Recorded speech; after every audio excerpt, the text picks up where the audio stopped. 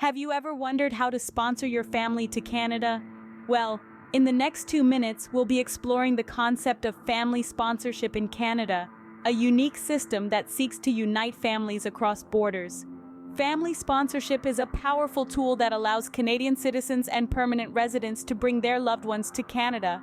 But who exactly can sponsor, and who can get sponsored? Let's delve into that. If you are a Canadian citizen or a permanent resident aged 18 years or older, you have the potential to be a sponsor. This means you can initiate the process of bringing your family to Canada. This includes your spouse, common law partner, dependent children, parents, grandparents, and in some specific cases, others like brothers, sisters, nephews, nieces, or grandchildren who are orphaned, under the age of 18, and not married or in a common law relationship. But why does Canada offer such a system? Well, the Canadian government recognizes the importance of family.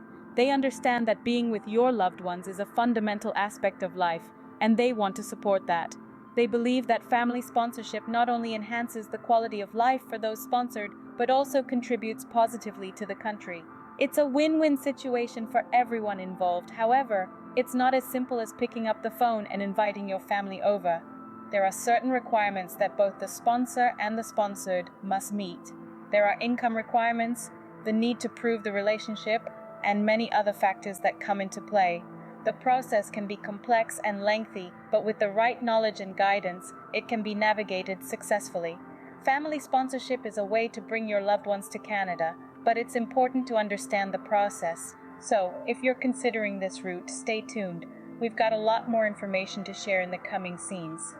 Together, we'll walk through the eligibility criteria, the application process, common mistakes to avoid, and what happens after sponsorship approval. We're here to help you navigate this journey, so let's dive in. Before rushing into the process first, ensure you're eligible to sponsor. That's a crucial step for anyone considering family sponsorship in Canada. So, let's dive into the eligibility criteria to give you a clearer picture.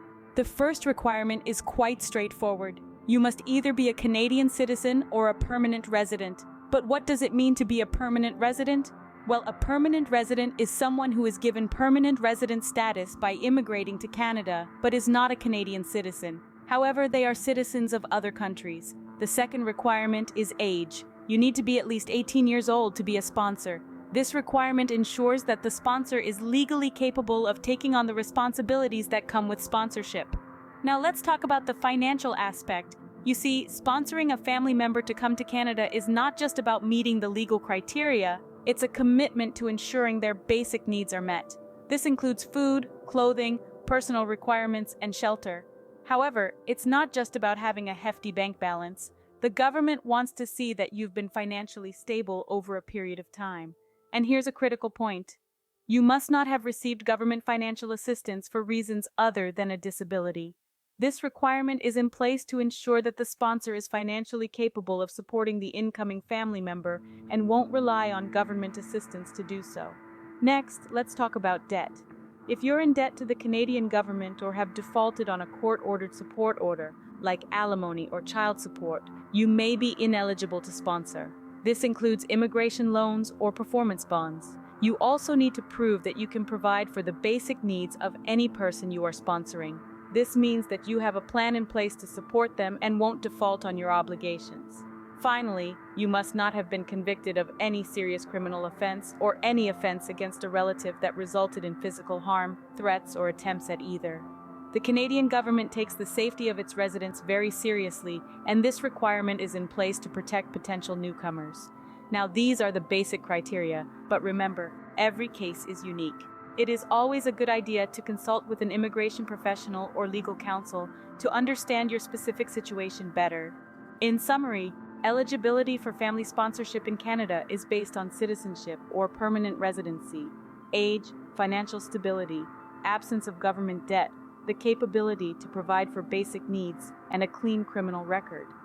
Eligibility is key, so make sure you meet the criteria before moving forward. The process of family sponsorship is a journey, and understanding your eligibility is the first step on that journey. So make sure you've got your ducks in a row before you dive in. Once you're eligible, it's critical to understand who you can sponsor. When it comes to family sponsorship in Canada, there are specific guidelines on who you, as a sponsor, can bring into the country. Not every relative or loved one qualifies for this program, so let's dive into the specifics. Firstly, spouses, common law partners, and conjugal partners are eligible. If you're married, your spouse can be of the same or different sex, and the marriage must be legally recognized. For common law partners, you must have lived together for at least one continuous year in a conjugal relationship. Conjugal partners, on the other hand, are individuals outside Canada who have been in a conjugal relationship with the sponsor for at least 1 year, but cannot live together or marry for certain reasons. Next, you can sponsor your dependent children. This includes your own children or those of your spouse or common law partner. They should be under the age of 22 and not have a spouse or common law partner. Children aged 22 or older qualify if they have depended on their parents for financial support since before the age of 22 due to a physical or mental condition. Parents and grandparents are also on the list. You can sponsor your parents or grandparents to become permanent residents. In the event that you have more than one relative qualifying as a parent or grandparent, including from the in-law side, you can sponsor them all. Lastly, you can sponsor your brothers, sisters, nephews, nieces, or grandchildren only if they are orphaned, under the age of 18, and not married or in a common law relationship. Keep in mind, family sponsorship is a big responsibility. It's not just about inviting your loved ones to join you, but also about ensuring their well-being once they're here. So it's important to consider all aspects before you embark on this journey. Knowing who you can sponsor helps you prepare for the next steps. Applying for family sponsorship involves a detailed process. Now that we've established who can sponsor and who can be sponsored, let's dive into the nitty-gritty of the application process. It's a multi-step journey that requires attention to detail, patience, and a bit of persistence. But don't worry, we're here to guide you through it, step by step. First things first, this process begins with the collection of necessary forms and documents. The Government of Canada provides an application package online, which you can easily download and print. This package includes an instruction guide and all the forms you need to fill out. While filling out these forms, it's crucial to provide accurate and complete information. Incomplete or incorrect information can lead to delays or even refusal of your application. So double-check your details before moving to the next step. Next, gather all the necessary supporting documents. This typically includes proof of your status in Canada, evidence of your relationship to the person you're sponsoring, and financial documents to show that you can support that person. The specific documents required can vary depending on your circumstances, so it's crucial to refer to the instruction guide in the application package for a detailed list. Now, let's talk about the fees.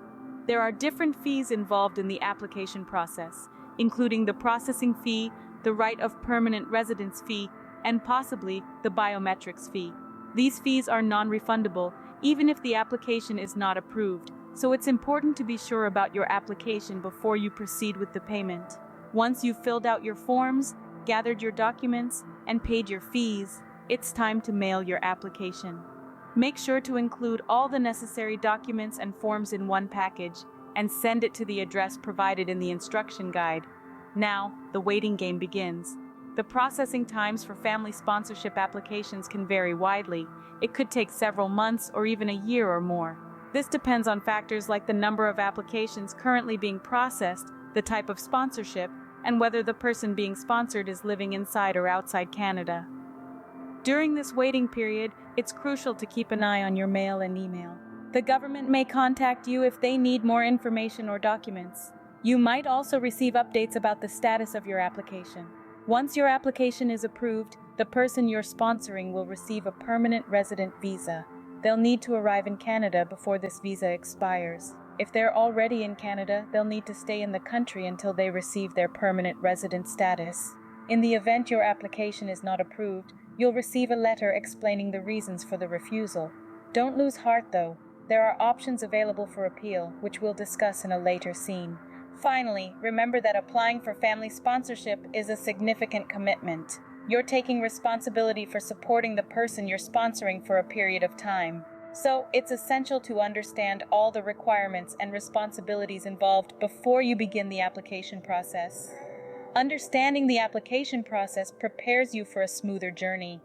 It might seem overwhelming at first, but with careful planning and preparation, you can navigate this process successfully. And remember the reward at the end of this journey. being able to live in Canada with your loved ones is well worth the effort. Avoiding common mistakes can save you time and stress. Now that's something we can all get behind, right? When it comes to applying for family sponsorship in Canada, there are some common pitfalls that can delay your application or even lead to its refusal. Let's take a look at these so you can sidestep them on your journey to bringing your loved ones closer. First off, submitting an incomplete application is a mistake you definitely want to avoid. It may seem obvious, but you'd be surprised at the number of applications that get returned because they're not fully filled out. Every question in the application form is there for a reason, and leaving any of them unanswered can lead to delays, or worse, your application being rejected outright. So ensure that you've answered all the questions and attached all the required documents before you hit that submit button. Speaking of documents, another common mistake is not providing enough evidence of relationships. You may know that your relationship with your loved ones is genuine, but immigration officers need more than your word. They need concrete evidence. This could be in the form of photographs, letters, or any other documents that can prove your relationship. Remember, it's better to provide too much evidence than too little. Overdoing it might make your application a bit hefty, but it also makes it a lot more convincing. Next, let's talk about financial obligations. This is a big one. When you sponsor a family member to come to Canada, you're taking on a significant financial responsibility. You're essentially promising to support them financially for a certain period of time, so they won't need to rely on social assistance. If you can't demonstrate that you're able to meet these obligations, your application could be in jeopardy. So before you apply, make sure you understand what you're committing to and that you have the means to fulfill this commitment. Another common mistake is not checking the specific requirements for the country where your family member currently resides. Immigration rules can vary from one country to another, and what works for one might not work for another. So make sure to check the specific guidelines for your family member's country of residence to ensure your application aligns with them. And finally, don't underestimate the importance of accuracy and honesty in your application. Any inaccuracies, whether intentional or not, can lead to your application being refused. And if you're found to have been dishonest in your application, you could be barred from sponsoring anyone in the future. So, make sure everything you include in your application is accurate and honest. To sum up, if you want to avoid delays and increase your chances of success in your family sponsorship application, make sure your application is complete, provide ample evidence of your relationship, understand and meet your financial obligations, check the specific requirements for your family member's country, and be accurate and honest in your application. It may seem like a lot, but remember, the end goal is to bring your loved ones closer, and that's worth every bit of effort. By avoiding these common mistakes, you increase your chances of success. And that's what we all want, isn't it? So let's get it right the first time and make the family sponsorship journey a smooth and successful one. What happens after your family sponsorship application gets approved? This is a question that many of you might be pondering. Well, let's dive right into it. So you've done the hard work, you've navigated the maze of paperwork, and you've finally received that much-awaited approval. Congratulations! But what comes next? Firstly, there's the actual move. Your family member will need to pack up their life and move to Canada. This can be a daunting task, but remember, it's also an exciting new chapter. They're not just moving to a new country, they're moving to a new home. And while they'll be leaving behind the familiar, they'll be stepping into a world full of opportunities. Once they've arrived, one of the first things they'll need to do is apply for a social insurance number, or SIN. This is a 9-digit number that they will need for work, to access government programs and benefits, and to pay taxes. Applying for a SIN is relatively straightforward and can be done at any Service Canada office. Now let's talk about rights and responsibilities, because as a permanent resident, your family member will have both. On the one hand, they will have the right to most of the social benefits that Canadian citizens receive, including healthcare coverage, protection under Canadian law, and the Canadian Charter of Rights and Freedoms, and the ability to apply for Canadian citizenship. On the other hand, they will also have responsibilities. They are required to carry and present their valid PR card or permanent resident travel document when traveling to Canada. They must also respect all Canadian laws at the federal, provincial, and municipal levels. And while they can work, study, and participate fully in Canadian society, they cannot vote or run for political office, and they cannot hold jobs that require high-level security clearance. It's important to note that while permanent residence offers many benefits, it does not come with absolute security. Permanent residents can lose their status and be deported from Canada if they commit serious crimes, so it's crucial for your family member to understand their rights and responsibilities and to adhere to Canadian laws. Moreover, it's essential to remember that integration into a new society takes time. There will be challenges along the way, cultural adjustments, language barriers perhaps, but these are all part of the journey. Encourage your family member to be patient with themselves, to seek help when needed, and to take advantage of the many resources available to help newcomers settle in Canada. So there you have it. The journey doesn't end with the approval of the sponsorship application. It's really just the beginning of a new life, a new home, and new opportunities. And while there will be challenges, remember, every challenge is an opportunity in disguise. Approval is just the beginning of your family's new life in Canada.